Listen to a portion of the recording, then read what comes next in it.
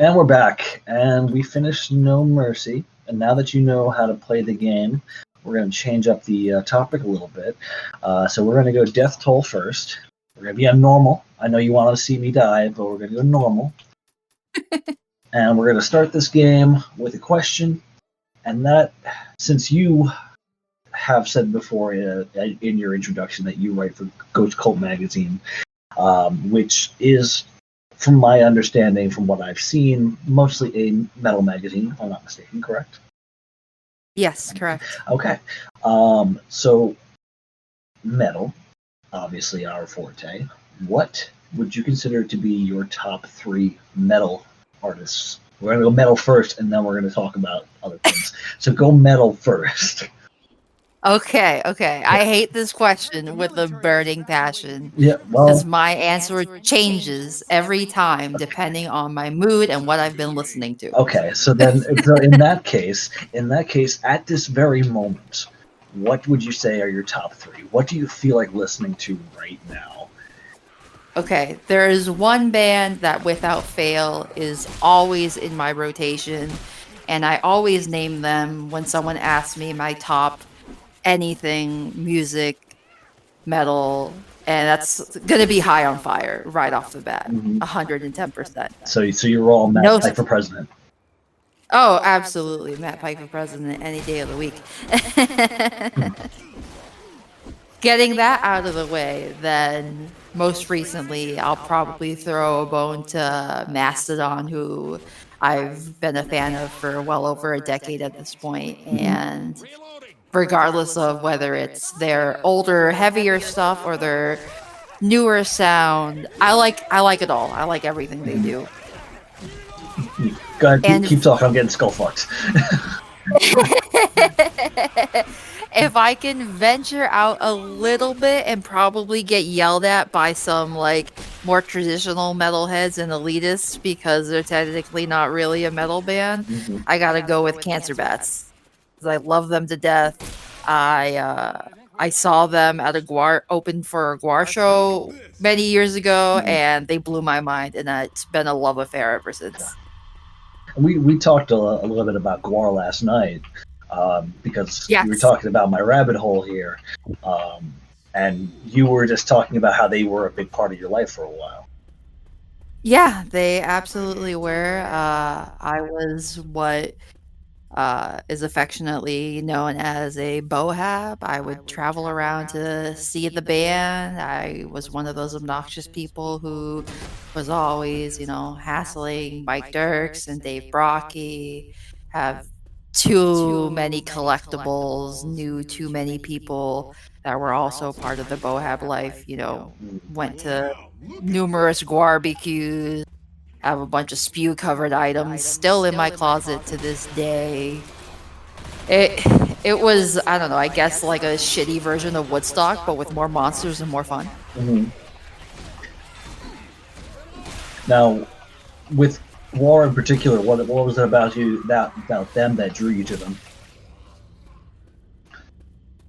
So I actually discovered them completely on accident. I happened to be in Puerto Rico visiting some family members, and my cousin had been given this mix CD with a bunch of random stuff on it by one of his friends, and he gave it to me because there was a lot of metal on it, and it just so happened to have a couple Guar songs, including Meat Sandwich.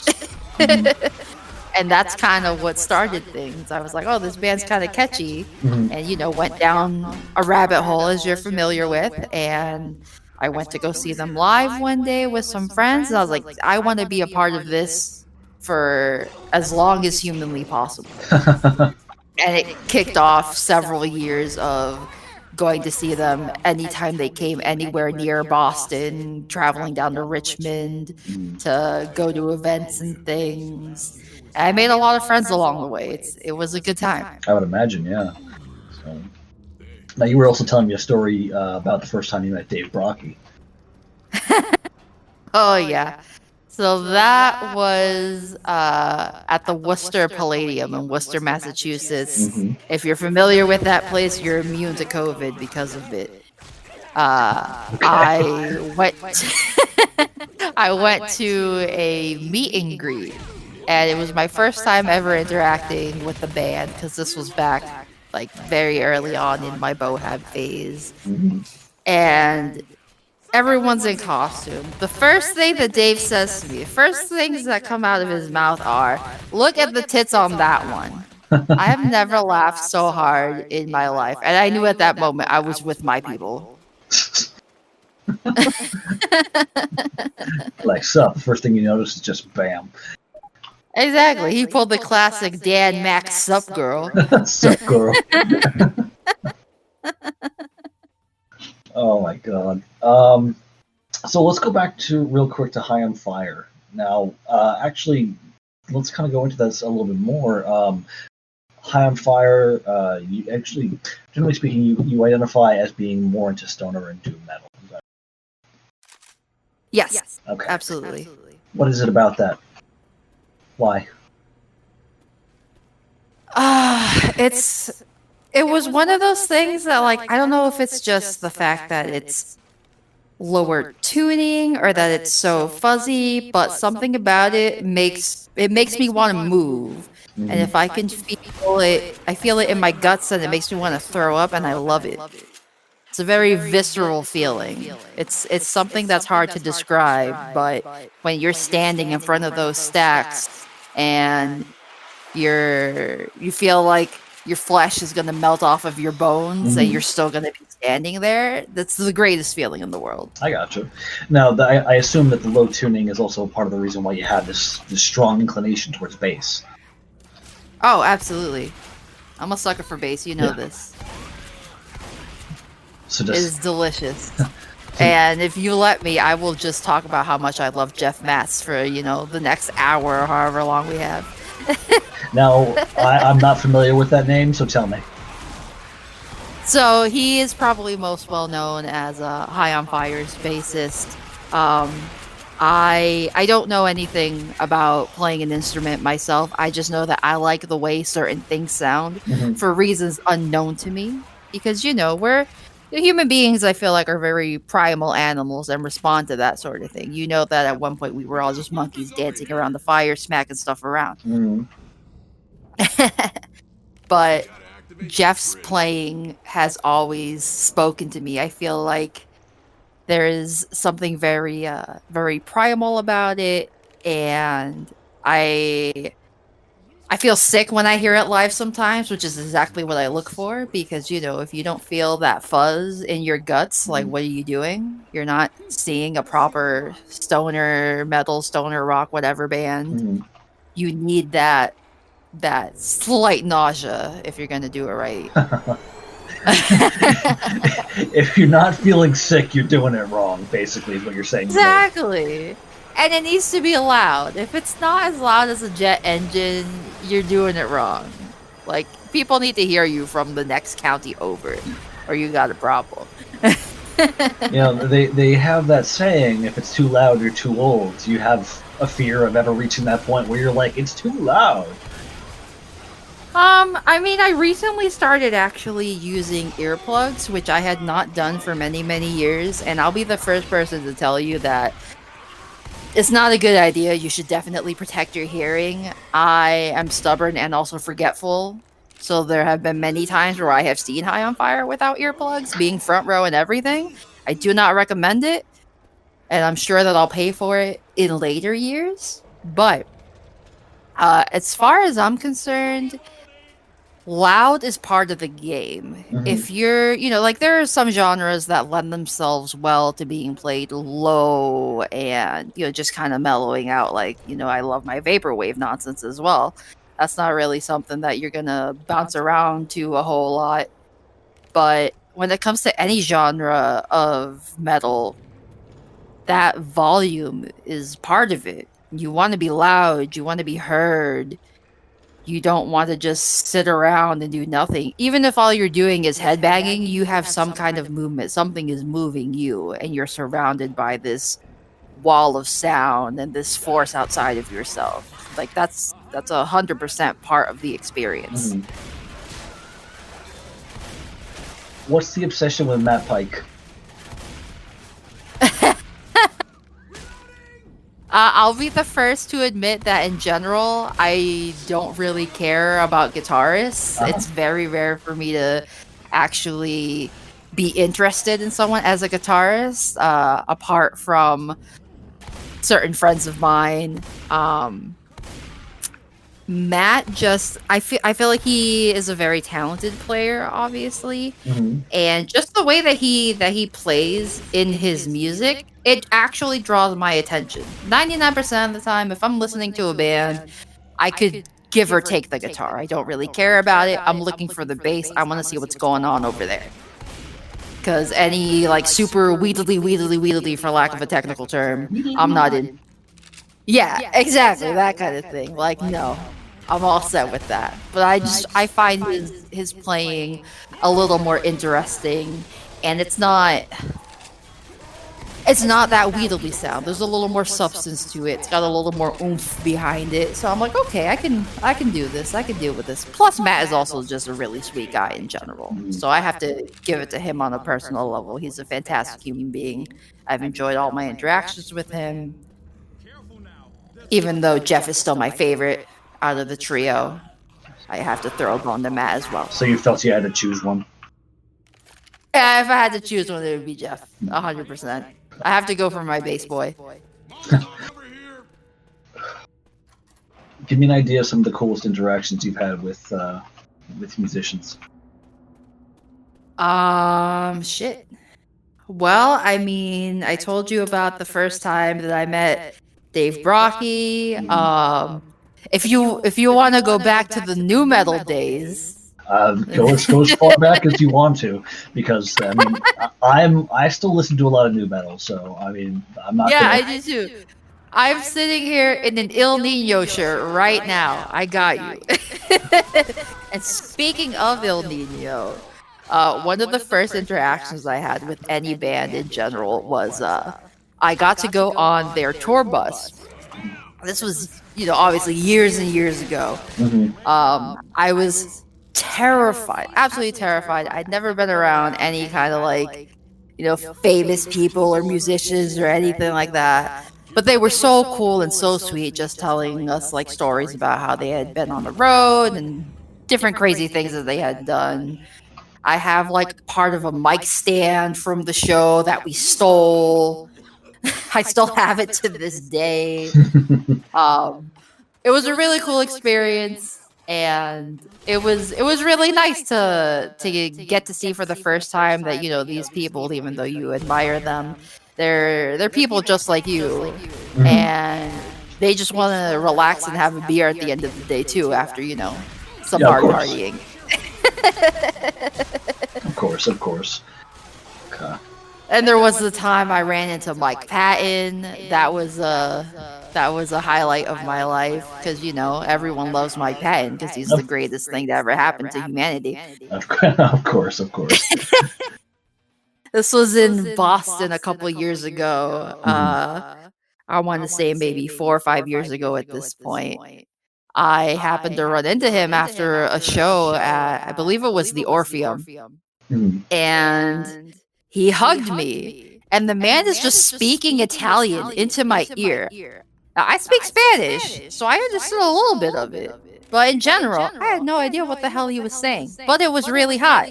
And it happened. I got a hug. I got to hear a little bit of Italian. I took a picture with him. Then I proceeded to promptly break down and cry in the middle of Boston Common, because I got to meet Mike Patton. And I met the rest of the guys too, but that was the highlight of the evening. I got to creep out Billy Gold a little bit. I was like, Billy, can I see your hands for a minute? This is going to be a little weird, but I promise I'm not that weird. And I don't know. He gave me that look, but he went for it. He was like, okay. And so he gave me his hands, and all I wanted to do was just hold them. I was like, I just want to hold like this great bassist's hands and be just a tiny bit weird. So it was fine. It was all good. I ran into him again at Muddy Roots 2019, eating some fried pizza outside of a food stand, and I was like, oh yeah, I creeped you out one time. Remember that time that I asked to see your hands? Can I see them again? I should have done that. But all I said was hi, and then I ran away. I was like, I am way too drunk to like not be a problem right now. The number of times in my life I've said that. Right? At least you recognize it. That's the important thing. Oh my goodness, I'm trying to think if there's any other just like random weird stuff I could tell you. Because there's been plenty of nonsense that I've done in my life. Hotel parties. There was that one time that I accidentally snubbed Genuine's crew when I was in Rochester, New York. I was shopping and I didn't want to talk to anybody, so I was kind of a bitch. If I had been nice, I could have gone to see Genuine that night. But I mean, whose loss was it really? Listen, I want to see Pony live. I'd be down for that. Crap, someone save me. Nope, I'm dying. I do that song at karaoke every time. No, just no. Okay, would you prefer that or the thong song, though? Be real. I'll go with the thong song. It has reference to butt. Okay. I respect that, because that's also one of my regulars at karaoke. It goes to talk about, booty in a thong. And I'm down with that. Okay. See, we're on the same page. We can do karaoke together. Yeah, okay. So let's go back to the original question and revamp it a little bit. So how about generally artists?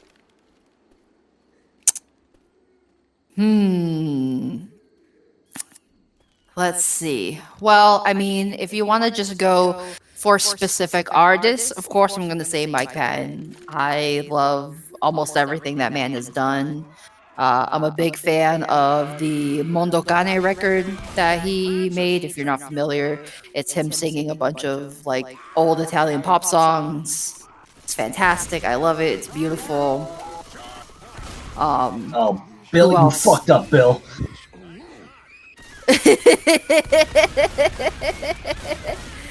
I also can. What are you doing? I'm helping Bill because he fucked up. Stupid ass Bill. Hey, these things happen sometimes, you know? Nah, fuck Bill. Bill doesn't know. Right. Go on. Bill doesn't know. What he doesn't know won't hurt him, right? Exactly. Although he got plenty hurt by whatever that was. Exactly. I really enjoy a lot of the work that Frank Carter has done. You know, former frontman of Gallows, current frontman of Frank Carter and the Rattlesnakes. Obviously, his name's in the band, so he better be a part of it. A lot of work that he has done from both groups that he's been in, and him as a person in general, and also as an actual artist doing actual art. I like a lot of the work that he has done. I have one of his paintings that I can't wait to hang up in the new place when I move. Like, I paid a lot of money for this, so it's gonna be the first thing I hang up. It's gonna be the first thing anyone sees when they walk in. My pride and joy. Yeah. I was gonna say my office has my pride and joy all over the walls. Yeah, I know. I've seen it. It's splattered all over the place. Something exploded over there. Let's see. Yeah, I'd say those are probably my top two for sure. Okay. This is gonna be bad. Why? Oh my god. Okay. So I just want to point out before we continue on that I haven't died yet. I've done rather well for myself. I can't even see your screen. What are you talking about? Can't you see my screen? No. Why not? I shared it. I can't see it. Why not? What'd you do? Oh wait, I'm a liar. I was focusing on the wrong thing. Yeah. I had it set to look at your icon. I haven't been watching this entire time. Are you serious? You haven't seen how awesome I've been doing? No. I had no idea my homeboy Bill was there. Your homeboy Bill was getting skull fucked a minute ago. He also got beaten by the witch. Oh, you missed it all. Wham, why are you even I here? did. I don't know. You told me to come over. You hit me with that sup girl, and I was done for. Sup, girl? Did that bring you back? Yeah, I'm good. Now I'm actually paying attention. I'm in This entire time, I was like, "What's he doing? Why isn't he playing yet?" I was just interrogating you for some warm up before the actual gameplay. That's what I thought was happening. I was like, "Oh man, he's making me think. He's making me talk. He's like trying to make me sound like a real human being." Heaven forbid. I know, right? Somewhere Keith is very proud of me for being able to form a coherent sentence. Oh crap! This is the one I don't like, the boomers. Yeah. I'm gonna see if I can get us some backup. Did they just lock me out? Fuck you guys! They just locked me out. That is some bullshit. All right. They don't care about you.